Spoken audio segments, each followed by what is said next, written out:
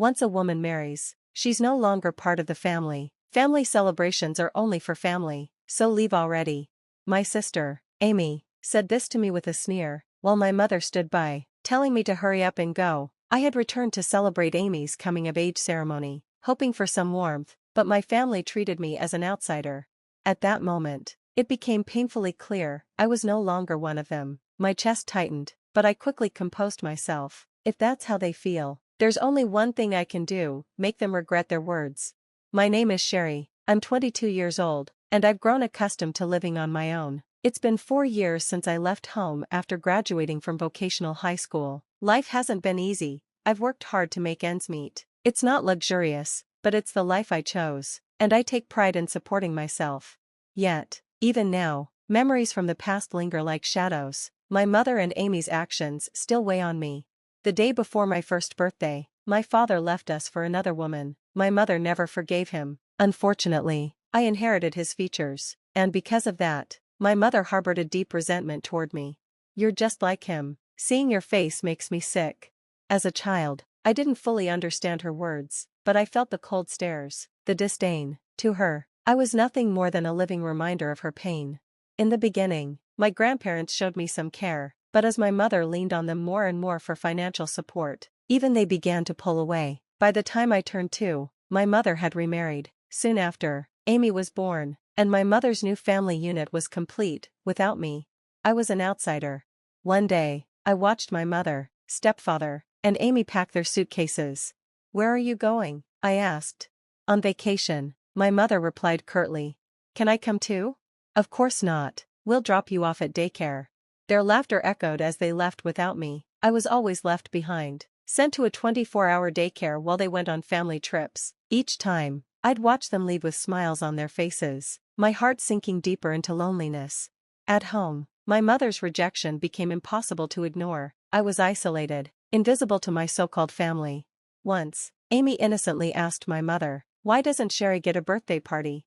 For a moment, I felt a flicker of hope. Maybe my mother cared, after all. "Celebrate her birthday?" My mother scoffed. "There's nothing to celebrate." Her words cut me to the core. From that day on, Amy's attitude shifted. She began to look down on me, mimicking our mother's disdain. During family celebrations, I was always sidelined. Amy had birthday cakes and parties, while I had nothing, not even a candle to blow out.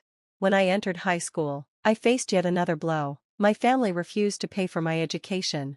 Attending vocational school and working to support myself felt like an escape. Being outside, earning my keep, was far better than staying in that house. But no matter how hard I tried, home was still the only place I had to return to. My mother never acknowledged my efforts.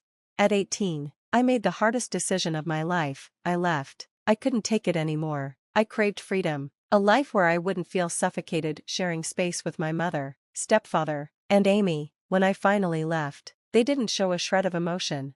"Do whatever you want, you're not our problem anymore," my mother said coldly. Those words severed the last fragile bond one had with them. Life on my own wasn't easy. I worked tirelessly to survive, but for the first time, I felt free to live for myself. Yet, even now, at 22, I can't entirely escape their shadow. Memories of my mother and Amy linger, especially with Amy's coming-of-age ceremony approaching. My own ceremony had been non-existent, but I knew Amy's would be lavish, as everything always was for her. One day, I received an unexpected call from my mother. Hearing her voice for the first time in years made my chest tighten.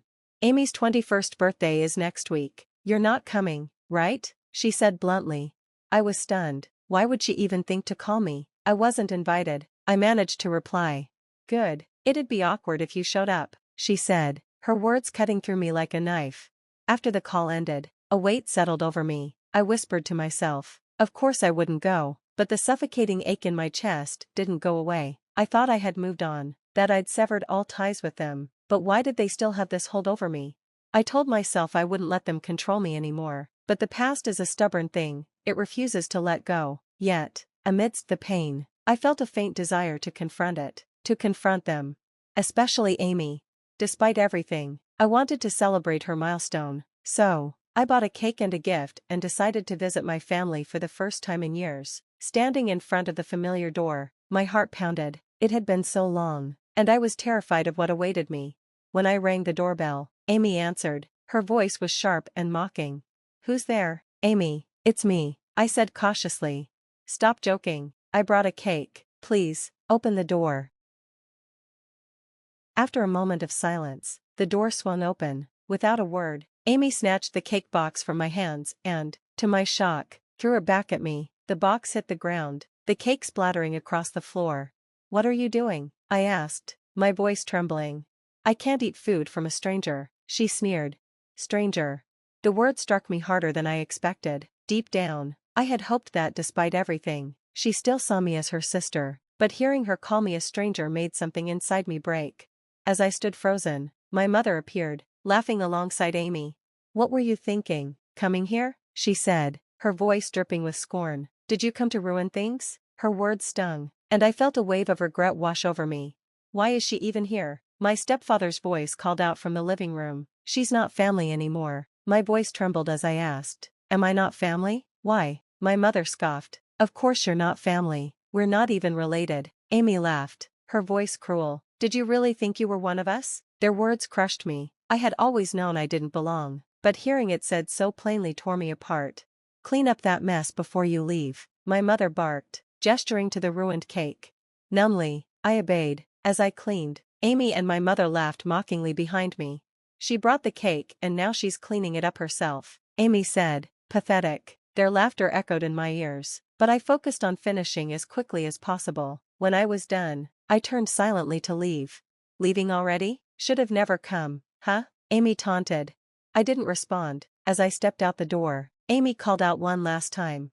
"Don't come back, stranger." Her words echoed in my mind as the door slammed shut behind me, sealing the final chapter of our relationship. I realized I had been clinging to a false hope that something might change, that somehow, they might see me differently, but I was wrong. I was nothing more than a stranger to them, and maybe I always had been. It was time to stop wasting my energy trying to find a place in their lives. I already had a place where I truly belonged. That place was with my husband, Don. I met Don through a mutual friend, and from the moment he came into my life, everything changed. I had never thought I would get married. I didn't believe I deserved a family of my own, but Don saw me for who I was, accepted me completely, and never judged my complicated family history. When I shared my painful memories with him, he simply listened. "You didn't get to choose your family," he said gently, "but none of that is your fault. The family we create together will be your true home." His words warmed my heart, and for the first time, I felt like I truly belonged somewhere. With Don, I learned what happiness was. Our life together became my anchor, irreplaceable and full of love. But I had never told my family about him. I didn't want to invite their negativity into our lives. Still, news of my marriage somehow reached them. 3 days after the incident with the cake, my mother called unexpectedly. "I heard you got married. Why didn't you tell us something so important?" Her tone was accusatory, but I remained calm. "I didn't think it was necessary to tell you," I replied. There was a long silence on the other end. "Fine, do whatever you want," she said at last. "You'll end up alone anyway." This time, her words didn't hurt me. I had expected them. Instead, I felt reassured, knowing how happy I was with my new life. I wasn't alone, I had Dawn, and together we were building a family rooted in love and mutual respect. Her bitter remark was meaningless. It couldn't change my happiness. That phone call marked the final break between us. Or so I thought.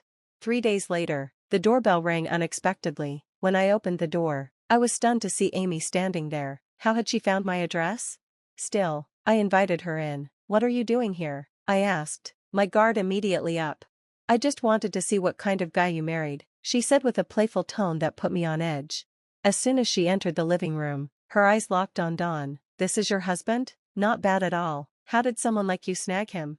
I clenched my fists, anger simmering, but I stayed silent. Don, however, remained composed. "I'm Sherry's husband. Please stop with the unnecessary remarks," he said calmly. Amy looked surprised by his directness, but quickly recovered. She stepped closer to Don, her smile turning sickly sweet. "Don't be so stiff. Let's have some fun. Sherry won't mind, will she?" I was shocked by her audacity, but Don didn't waver. "I'm not interested. My happiness is with my wife," he said firmly. "Please stop this behavior." A wave of gratitude washed over me for Don's unwavering loyalty. Amy shrugged, her smile fading into a cold smirk. "Whatever. I don't care about your happiness anyway." she said with a dismissive tone. Her feigned indifference made my next steps clear. You don't need people like her in your life, Sherry, Dawn said softly after she left. For your sake, and ours, it's best to cut ties. His words mirrored my own thoughts. Amy and the rest of my family had no place in the life I was building anymore. It was time to let go. That visit was a turning point. For years, I had been sending money to my family. I had paid for Amy's tuition and even helped with the mortgage on their home, all in the hope that they might someday accept me as part of the family. But after Amy's visit, I realized I owed them nothing. They had taken all I had to give and returned only scorn. Now, I chose to give my energy, my love, and my support to the family I was creating with Dawn, a family built on kindness, respect, and unconditional love. It was time to stop looking back and start living fully in the present. I decided it was time to stop the financial support. When I told Dawn, he gave me a warm smile and nodded. That's the right choice, Sherry, you've done more than enough. Now it's time to focus on yourself. His words lifted a weight I hadn't realized I was still carrying. Cutting off the money felt like reclaiming my freedom. I filed the necessary paperwork and halted the payments. For the first time, I felt a deep sense of relief. But peace didn't last long. A month later, my routine was shattered by loud, angry banging on the door. When I opened it, my mother and Amy stood there, their faces twisted in fury. Why didn't the tuition payment go through? The landlord is threatening eviction, my mother spat, her tone accusatory. Their outrage didn't surprise me. I had been expecting this confrontation. Taking a deep breath, I responded calmly. I stopped the payments because I'm no longer responsible for you. Their expressions shifted from anger to shock. What do you mean you stopped the payments? Amy demanded. I even sold the house to recover what I already paid, I added, my voice steady. What? My mother's voice rose. You sold the house? How could you? You made it clear I'm not part of your family, I said, meeting their glares head-on, so I have no obligation to support you. But what about my tuition? Amy cried. I can't finish school without it. That's your responsibility now, not mine, I replied firmly. I won't fund a family that doesn't include me. You can't do this. After everything I've done for you, my mother began. Done for me? I interrupted, my voice rising for the first time. You mean the years of neglect and cruelty? I owe you nothing. My decision is final. They tried to argue, their anger quickly turning to desperation, but I stood firm. You'll regret this, Amy yelled as they left. You're the worst sister ever. But their words no longer held any power over me. For the first time, I felt truly free from their grasp. A week later, their harassment escalated. They showed up outside my home daily, shouting and causing scenes. They even contacted Dawn's parents in an attempt to shame me. While my in-laws were understanding, they grew concerned. They've crossed the line, Dawn said one evening. You need to take action before it gets worse. At first, I hesitated, but I knew he was right. I gathered evidence from our security cameras and filed a police report. Initially, the authorities treated it as a family dispute and were slow to act, but I persisted. Finally, after another disruptive incident, the police intervened. My mother and Amy were warned to stay away, but they ignored the warnings. Their behavior escalated until the police had no choice but to issue formal restraining orders. Even my neighbors, fed up with the constant commotion, supported my case. Some suggested I move to escape the chaos. Don agreed. Let's start fresh somewhere new, he said. I couldn't have agreed more. Quietly, we found a new home and relocated. Even after the move, my mother and Amy tried to track us down. They even showed up at Dawn's parents' house, but my father-in-law firmly shut them down. Sherry is part of our family now, he said. If you have issues, they're your responsibility, not hers. Amy tried pleading with my mother-in-law for help, but she was equally resolute. You made your bed, now lie in it. Eventually, their efforts failed, and they stopped trying. For the first time in years, I felt free. The harassment had drained me emotionally, but once it ended, life became peaceful again. Dawn and I settled into our new home and focused on building a future together. My in-laws treated me like their own daughter, offering me the warmth and acceptance I had always longed for. Sherry, your family, they told me one evening, whatever happens, we'll always be here for you. Their words gave me a sense of security I had never known. Meanwhile, my mother and stepfather's fragile relationship fell apart without my financial support. Eventually, they divorced, and my mother lived a quiet, isolated life. Amy, too, faced the consequences of her actions. A potential marriage fell through when her fiancé learned about her family background and past behavior. Left to fend for herself, Amy struggled to rebuild her life. Despite everything, I couldn't bring myself to pity them. Their actions had led them to this place. In contrast, my life with Dawn flourished. We grew closer with each shared experience, facing challenges and celebrating successes together. We've been through so much, but look at where we are now, Dawn said one evening as we relaxed in our cozy living room. He took my hand and looked into my eyes. Let's focus on our future. I want to make you as happy as you make me. His sincerity brought tears to my eyes. For the first time, I felt like I belonged somewhere, with someone who truly cared for me. The shadows of my past no longer loomed over me. Don and his family became the family I had always longed for. Their love and support healed wounds I once thought would never mend. Family isn't just about blood, Don's father had once told me. It's about the bonds you choose to nurture.